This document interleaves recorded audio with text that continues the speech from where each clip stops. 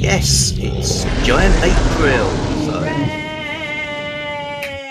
1st of April, beginning of the month, where I devised a reading event to do with King Kong, similar oversized gorillas, and the wider world of big monsters. And got those lovely co-hosts, Annie from Obscure Book Adventures, Duncan back away from the donkey. So we are the sort of triumvirate bringing this to you. And I was amazed to see from my mentions feed, people are joining in. Hooray! So I feel a little bit like the Sorcerer's Apprentice, set something going, what's going to happen? Giant beasts will roam the earth. So I've started reading the King Kong book, which was the sort of starting point. But I was thinking, well, what is, for a start, people might not really know much about the character. I've got some thoughts on his enduring popularity. Back when I was about 13 or 14, we were on holiday in Bournemouth, which, given that we were from Brighton, another seaside town on the south coast, our neighbours thought it was hilarious that we'd gone on holiday to basically a sort of... to the same place. The same place, yeah. But anyway, in a bookshop, saw this horror movie book, and my parents indulgently bought it for me. So I had this amazing book by Dennis Gifford about horror movies before I'd ever seen any horror movies, because they were on late and they were too scary for a Littlin. And on the cover, on the front cover, you see several characters. You've actually got two Draculas, Frankenstein's monster, Dr. Frankenstein, the Phantom of the Opera, Just About See, the Hunchback of Notre Dame. And so these are the sort of gothic, based on 19th century books kind of creatures that would be scaring us. On the back, you get much more sort of science fictional ones. So now you've got these titanic, huge creatures. There's King Kong with his giant ape face, Godzilla with a train in his mouth, and cities are falling, huge crowds of people are running away. And apart from the mummy, who sort of harks back to the other sort of set, I suppose, because you've also got Raquel Welch, not a monster. In fact, the more I read about her when I was doing a thing, watching Universal movies, the more I think she was pretty cool. But, she was... That movie, 1 Million Years BC, has dinosaurs in it. So was it's all... that the skin bikini one? Yes, they had skin bikinis then. Skin bikinis. And makeup. Hurrah! And hairstyling. Yeah. So it wasn't all bad, but you might be carried off by a pterodactyl at any moment. Yeah, but skin bikinis though. Yeah, skin bikinis. Anywho, yes. So there we get King Kong featured, and like I say, it's in this sort of destructive world. So where does all this thing come from? What I would have learned in here was that King Kong was a film that came out in 1933, and it was a landmark piece of cinema because of special effects. So the giant ape was created by a mixture of stop motion models and full-size things like a giant hand and stuff like that. I think there was a giant face as well doing the expressions. And this was, the wonder of the world. In fact, the film is subtitled The Eighth Wonder of the World. Not the eighth wonder. The eighth. That would have been good if it had been that. Yeah, well, they didn't need puns then because it was all new. They should have asked me. So there's this movie. Now, having just rewatched it, I'd say it is still worth watching. It's so old. Nevertheless, somehow, somehow the model is better than a man in a suit would be. But you sort of know it's a model. Nevertheless, this pathos you get involved with the character, and also the sort of drama, I suppose, of this titanic thing in which you see in a jungle setting and you see in New York. So trying to say no spoilers. It's such a legend, and that you sort of think everybody knows it. But in case somebody says, oh, "What is this? Let's watch it." That movie came out. It had a sequel the same year called Son of Kong, which is more comedy. You can tell by the poster of the time. Has he got a clown hat on? Not quite, but it's promoted as a serio-comic fantasy with a PH. And I think it actually is meant to be King Kong's son. It's in the same continuity. Fast forward to 1962, he's fighting Godzilla for the first time. So Godzilla, a giant atomic lizard dinosaur creature that breathes fire, his movies had started coming out as well. Japanese studios thought, let's put them together, and they did, and they've been together ever since. It's a monster bromance. 1976, there was a remake with Jeff Bridges, not as King Kong, obviously. No. Jessica Lange as well. So the human characters are important. I mean, personally, I kind of zone out when all you can see on screen is beasts fighting beasts, because it's like, it somehow doesn't seem that engaging. 1976 remake, which was it's essentially the same story but updated. And then again in the 2000s, Peter Jackson made one that is so famously long, I think it's actually still going on. A labour of love, definitely. And then there's been the sort of so-called Monsterverse films, starting, I think, with Kong, Skull Island, sequence of those. Godzilla comes in again. The latest one's out right now at the cinema, coincidentally. Hurrah! So we're hoping to get to that, sort of see how it all ends. So basically, you're talking about a set of movies that have books and adaptations in their wake, most of them. So the novelisation came out pretty early on, and the whole authorship of Kong, the movie, the screenplay, is contested. Was thriller writer Edgar Wallace involved? He certainly gets a credit, but because he died before it finished being made, there's no real authoritative way to know how much he contributed, anything from zero to lots and lots. And his name's on the book. He was a famous, perhaps the most famous thriller writer of the time. So you were going to put his name on a book, but the novelisation is by Delos W. Lovelace. So I'll be reading that. I've already seen just one of those random differences. So in the film, a ship, the SS Venture, goes off to the island where the legendary Kong supposedly lives. In here, it's the SS Wanderer.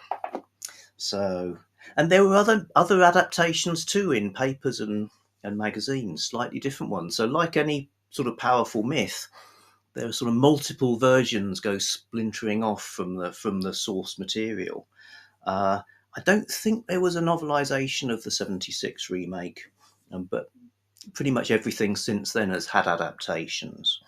So that's one of the prompts for this month, is to read one of the actual Kong canon books.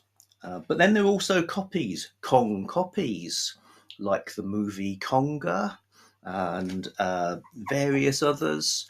And some are supposed to be good. I mean, people talk with great affection about Mighty Joe Young, for instance. So I want to watch some of those. And then there's Kong Kindred, the other monsters that are just big, like Godzilla.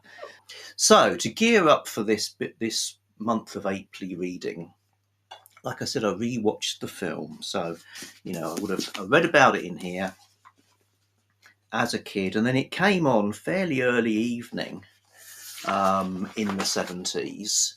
And yes, indeed, there's The poster cleverly makes him look as if he's about 1,000 feet tall, but obviously he's not quite that big. But you do see him fighting dinosaurs and so on and so on. So I remember the film, and watching it again, I was thinking, oh God, I must have been so much more tolerant of violence in those days, because now some of it seems really shocking. You know, he picks people up and crunches them in his jaws and throws them down.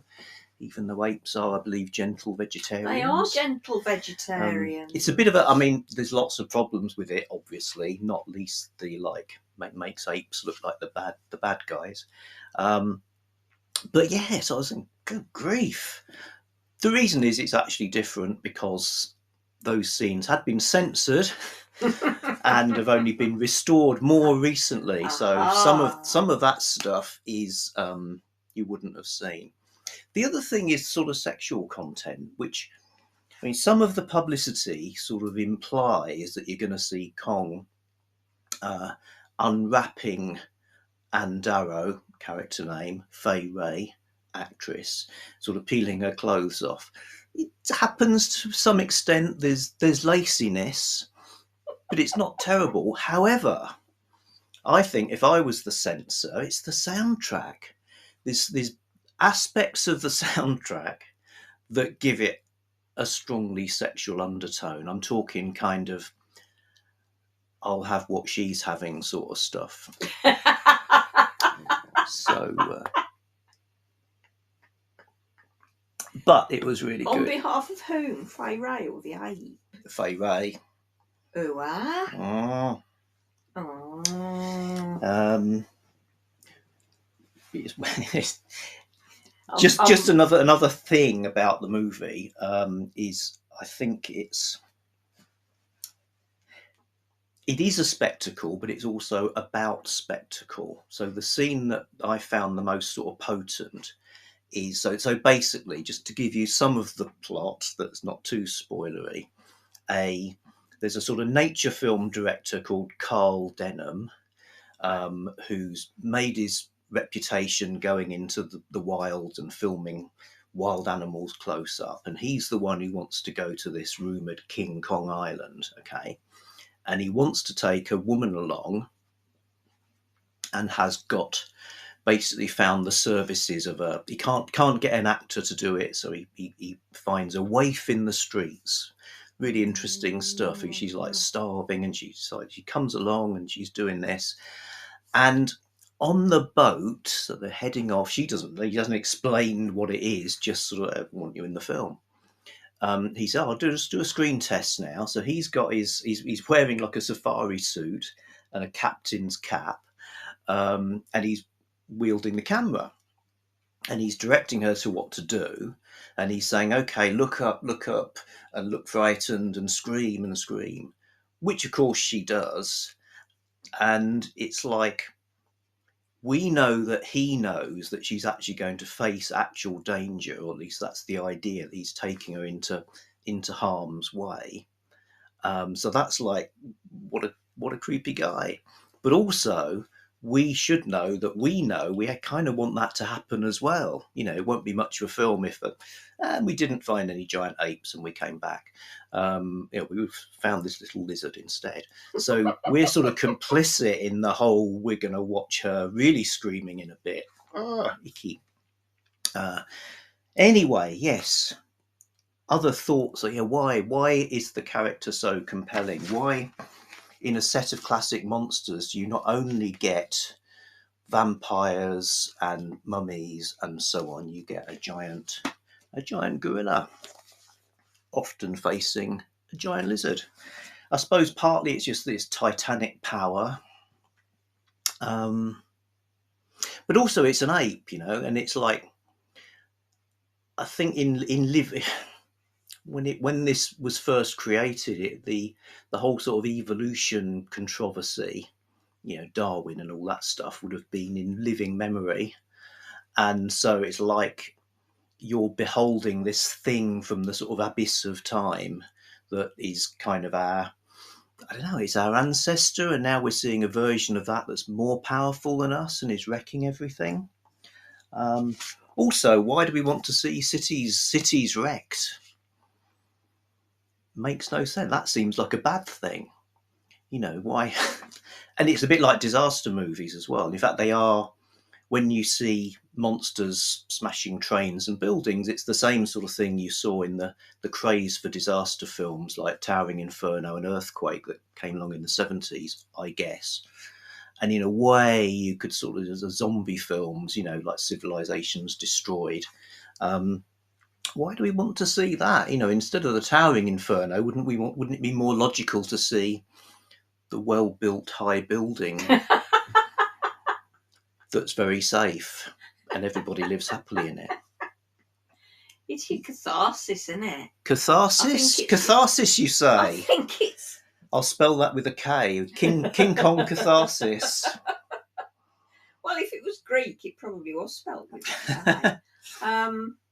And I think it's a combination. I'm going to hurl around some more foreign words. A PhD speaks. Combination of catharsis and schadenfreude. Okie dokie. So catharsis is how bad things happening to somebody else in a play kind of allows for a purgation of those feelings in yourself. So we watch the wrecking and the disaster and we're like, but it's at a distance because it's I think so.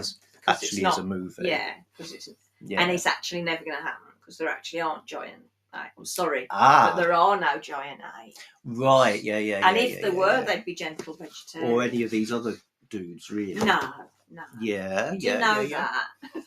And then this, what's the Schadenfreude is? Schadenfreude is taking joy in other people's misery. Right. Yeah. So there's something about us enjoying watching other people in dire circumstances and knowing that it's exciting, but knowing that that's never going to happen to us. Yeah. But then you get things like Fukushima and 3 Mile Island and all those kind of terrible, and Chernobyl, and all those terrible disasters, and you kind of can't watch them with the same innocent eyes again. And it will be weird in the 1976 remake where instead of climbing the Empire State Building as the then highest building in New York, it's the World Trade Center. Right. Oh, crikey. So I mean, another interesting one is in the movies where you also get Godzilla, it's a bit like King Kong often seems to be, he's more like our guy. So it's like, at least he's a mammal. You know, they're both monsters, but at least he's a mammal. And I think maybe there's some atavistic fear of the sort of, no, actually, you mammals think you're ruling the roost, but here's a reptile that can blast you out of existence. Yeah. Okay, so lots of interesting stuff to look at. I'm delighted that other people are doing it as well in some way. There are, if you want to join the Hair Bear Bunch and have one of these badges, if you've made some content and you get me your address. Yeah, Jennie gets one for her explaining the underlying... hurling around foreign words. Okay, this has gone on a bit longer, but then it's big, it's titanic, it's giant Ape-ril, it's giant. Giant. All the videos are going to be 50 years long. There'll be other stuff too. Hope to devise a tag and possibly a live discussion with the groovy co-hosts. We'll see. Now just say Kitten Kong. Ah yes, Kitten Kong. Kitten Kong must not be forgot. No, you do see in this famous painting there is a kitten, but I think that relates to Spine Star, the Incredible Shrinking Man. Oh yeah. And Spine Top Star, the Golem. So you almost go from the ancient myths to science fiction in the length of one spine. Right, that'll probably do for now. Thanks everybody. Thanks Dr. everybody. Jennie.